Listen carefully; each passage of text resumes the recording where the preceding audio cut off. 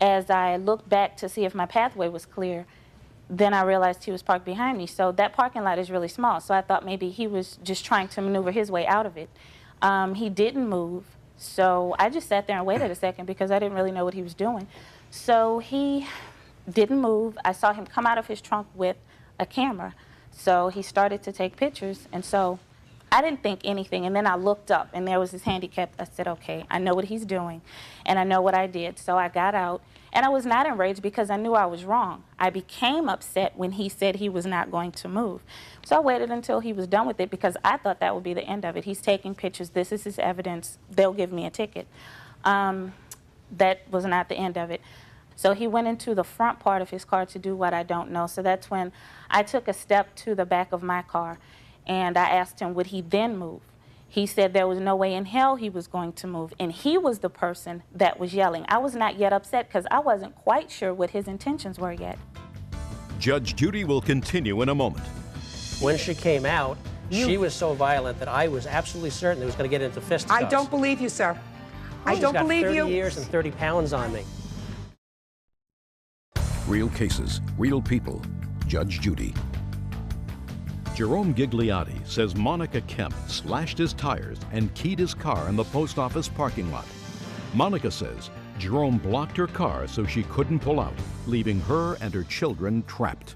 You knew you had done something wrong. Right. But you knew that what he was doing, that he was gathering evidence so that he could present it to give you a ticket. After what, Okay. And he told me there was no way in hell he was going to move.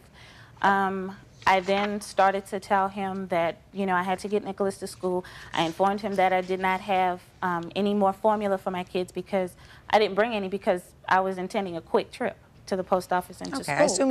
I assume you were pretty hot at this point, Ms. Kemp. I assume you were.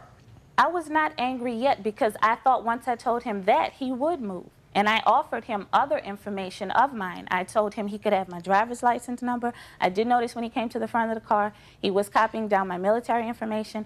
I asked him, didn't he have enough information? He was ignoring me. When I offered more information, he ignored me. And at this point, when he started to walk off, I was like, I don't believe this.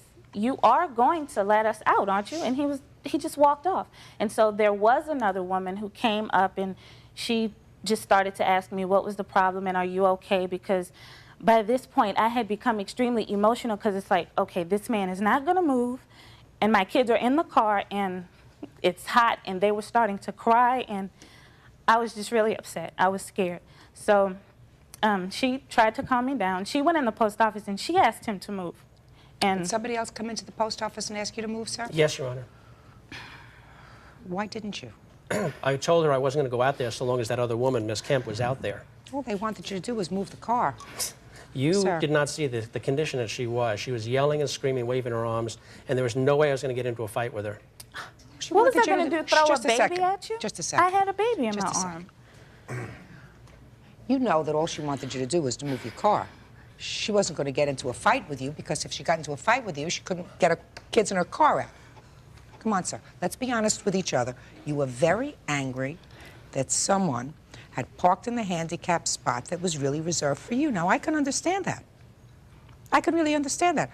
There's nothing to suggest that you did anything wrong in taking down the license plate number, copying down the Navy information, taking a photograph of her parking in that spot. I'm telling you now, I do have a problem with you blocking her car, especially when you knew that there were children with her, twins,